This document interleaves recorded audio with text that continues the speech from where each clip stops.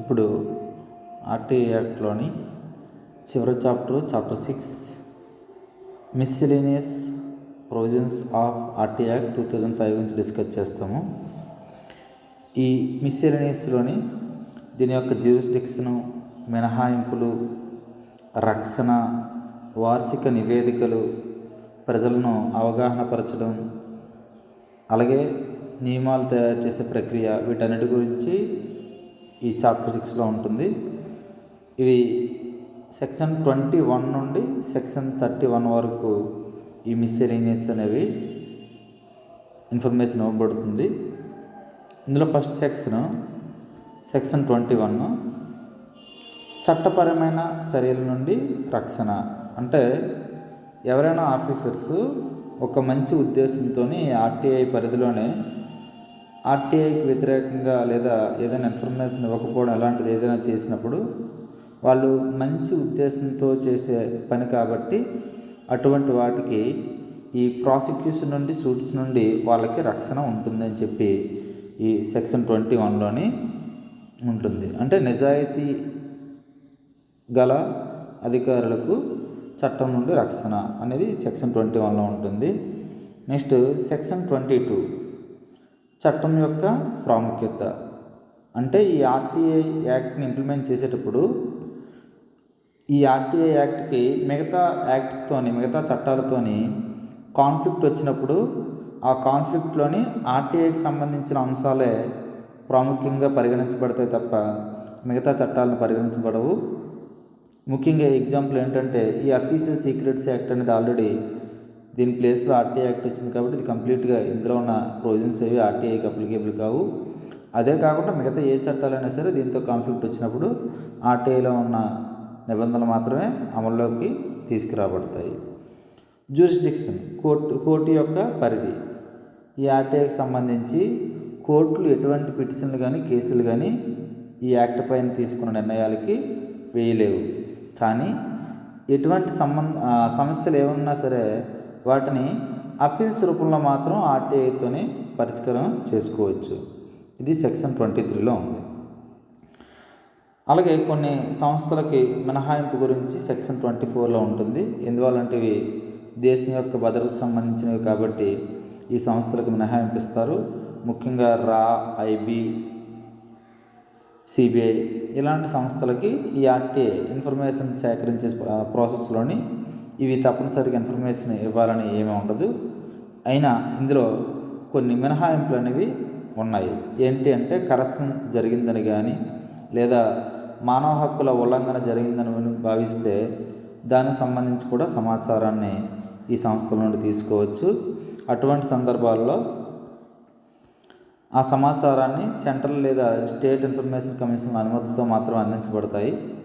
అది కూడా 45 రోజుల్లో అందించాలి. అలాగే ఒకవేళ ఈ సంస్థలో వేటికైనా ఈ ఆర్టీఐ ఇన్ఫర్మేషన్ ప్రకారం ఇందులోకి ఆర్టీఐ పరిధిలోకి తీసుకురావాలని భావిస్తే గెజిట్ నోటిఫికేషన్ ద్వారా ఆ సంస్థలను తొలగించి వాటిని కూడా ఆర్టీఐ పరిధిలోకి తీసుకొచ్చి ప్రజలందరూ కూడా ఆ సంస్థల నుండి సమాచారం పొందేలాగా చేయవచ్చు. ఒకవేళ రాష్ట్ర ప్రభుత్వానికి సంబంధించిన సంస్థలు అయితే రాష్ట్రాలు ఇటువంటి నోటిఫికేషన్ ద్వారా తీసుకొని రావచ్చు. అలాగే సెక్షన్ 25 ప్రకారం ఈ సిఐసీలు కానీ ఎస్ఐసీలు కానీ యాన్యువల్ రిపోర్ట్ని సబ్మిట్ చేయవలసి ఉంటుంది. ఈ యాన్యువల్ రిపోర్ట్ని సబ్మిట్ చేసే ప్రాసెస్లోని అక్కడున్న పబ్లిక్ అథారిటీస్ ఎవరైతే ఉంటారో వాళ్ళందరూ కూడా ఏవైనా ఇన్ఫర్మేషన్ అడిగినప్పుడు ఈ సిఐసికి, ఎస్ఐసికి సమాచారాన్ని అందించవలసి ఉంటుంది. ఆ నివేదికలో ఈ యాన్యువల్ రిపోర్ట్లో ఉండవలసిన అంశాలు ఏంటంటే మొత్తం ఆర్టీఐకి వచ్చిన అప్లికేషన్స్ ఎన్ని తిరస్కరణకి గురయ్యాయి, కారణాలు ఏంటి, అప్పీల్స్ దాని ఫలితాలు ఏంటి, ఆర్టీఐ అమలులో అధికారులపై తీసుకున్న చర్యలు ఏంటి, వసూలు చేసిన ఫీజు ఎంత, ఇంకా ఇందులో ట్రాన్స్పరెన్సీని పెంచడానికి ఏ చర్యలు తీసుకోవాలి, ఇలాంటివన్నీ కూడా ఇందులో ఉంటాయి. ఈ నివేదికల్ని రాష్ట్ర ప్రభుత్వాలు అయితే అసెంబ్లీలోని, కేంద్ర ప్రభుత్వం అయితే పార్లమెంట్లోని సమర్పించవలసి ఉంటుంది. ఇది యాన్యువల్ రిపోర్ట్ గురించి సెక్షన్ 25లోని తెలపబడింది. నెక్స్ట్ సెక్షన్ 26లోని ప్రజల్ని ఎడ్యుకేట్ చేయడం, అవగాహన పరచడం, ఇది సెక్షన్ 26లో ఉంది.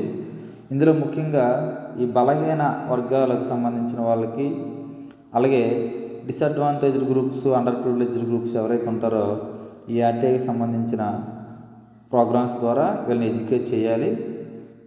అలాగే పబ్లిక్ ఇన్ఫర్మేషన్ ఆఫీసర్స్ ఈ ఆర్టీఐని ఇంప్లిమెంట్ చేసే ప్రాసెస్లో వీళ్ళు ఇంపార్టెంట్ కాబట్టి వీళ్ళకి కూడా ట్రైన్ చేసి ఇన్ఫర్మేషన్ ఏ విధంగా ఇవ్వాలనే దానికి సంబంధించిన అంశాలని తెలపవచ్చు. నెక్స్ట్ ఈ యాక్ట్ ఇంప్లిమెంట్ అయిన 18 నెలల్లో ఈ ఆర్టీఐకి సంబంధించిన గైడ్లని రకరకాల ప్రాంతీయ భాషల్లోని మొత్తం దేశమంతా ప్రచురించాలి. వాటిని ఎప్పటికప్పుడు కొత్త పదాలు ఏమైనా ఉంటే వాటిని ప్రజలకి అందుబాటులో ఉండే విధంగా దాన్ని ప్రచురించవలసిన బాధ్యత ఈ సిఐసిలు, ఎస్ఐసిల పైన ఉంటుంది.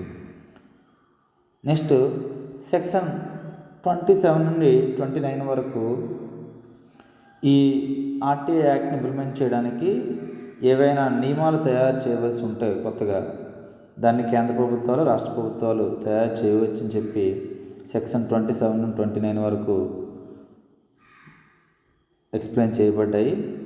అలాగే ఇందులో చెల్లించవలసిన ఫీజు, సమాచార ఫీజు, సిబ్బంది యొక్క జీతభత్యాలు ఇలాంటివన్నీ కూడా ఇందులో ఉంటాయి. ఇది కూడా పార్లమెంట్లోని, అసెంబ్లీలోని సమర్పించవలసి ఉంటుంది. నెక్స్ట్ సెక్షన్ 30 ఏవైనా ప్రాబ్లమ్స్ ఉన్నట్లయితే నోటిఫికేషన్ ద్వారా, ఈ ఆర్టీఐ ఇంప్లిమెంటేషన్లోని ఏవైనా ప్రాబ్లమ్స్ ఉన్నట్లయితే నోటిఫికేషన్ ద్వారా ఆ ప్రాబ్లమ్స్ని సాల్వ్ చేస్తూ ప్రకటించవచ్చు. ఇది చట్టం అమలులోకి వచ్చిన 2 సంవత్సరాలలోపు జరిగిపోవాలి ఇది. నెక్స్ట్ ఆర్టీఐ యాక్ట్ ప్రకారం ఇంతకు ముందున్న ఫ్రీడమ్ ఆఫ్ ఇన్ఫర్మేషన్ యాక్ట్ పూర్తిగా రద్దు చేయబడి దాని స్థానంలో ఆర్టీఐ యాక్ట్ 2005 ఇంప్లిమెంటేషన్లోకి వస్తుంది. ఇది సెక్షన్ 31. ఈ విధంగా లాస్ట్ మిస్సెలేనియస్లోని సెక్షన్ 21 నుండి 31 వరకు వివరించబడ్డాయి. ఇవి అందులో కొన్ని ఇంపార్టెంట్ కాదు.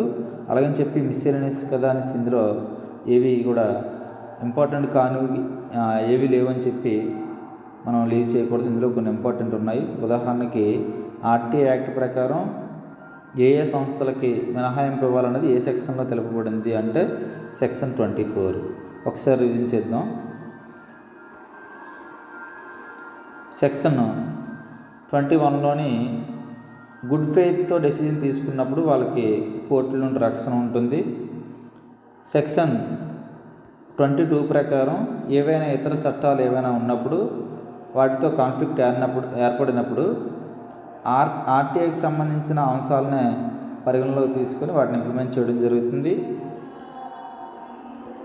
సెక్షన్ 23లో కోర్టులు వాటి యొక్క పరిధి ఎంతవరకు అంటే వాటిని అప్పీల్స్ ద్వారా మాత్రమే, ఆర్టీఐని అప్పీల్స్ ద్వారా మాత్రమే ఆ ప్రాబ్లమ్స్ని సాల్వ్ చేసుకోగలవు తప్ప కోర్టులు ఇందులో ఇన్వాల్వ్ అవ్వడానికి లేదని చెప్పి సెక్షన్ 23లో తెలుపబడుతుంది. అలాగే కొన్ని సంస్థలకు మినహాయింపు అని చెప్పి సెక్షన్ 24లో తెలుపబడుతుంది. యాన్యువల్ రిపోర్టుకి సంబంధించి సెక్షన్ 25లోని వివరించబడ్డాయి. అలాగే ప్రజలకు అవగాహన కల్పించాలని చెప్పి సెక్షన్ 26లో వివరించబడ్డాయి. నియమాలు ఫామ్ చేయడానికి, రూల్స్ ఫామ్ చేయడానికి సంబంధించిన సెక్షన్స్ సెక్షన్ 27, 28, 29. అలాగే సెక్షన్ 30లోని ఏవైనా ప్రాబ్లమ్స్ ఉన్నప్పుడు వాటిని గెజెట్ నోటిఫికేషన్ ద్వారా పరిష్కరించవచ్చని చెప్పి సెక్షన్ 30లో వివరించబడ్డది. చివరిది ప్రీవియస్ యాక్ట్ ఏదైతే ఉందో ఫ్రీడమ్ ఆఫ్ ఇన్ఫర్మేషన్ యాక్ట్, అది పూర్తిగా రద్దు కాబట్టి దాని స్థానంలో ఆర్టీఐ యాక్ట్ 2005 అమల్లోకి వస్తుందని చెప్పి ఇందులో వివరించబడ్డది. Thank you.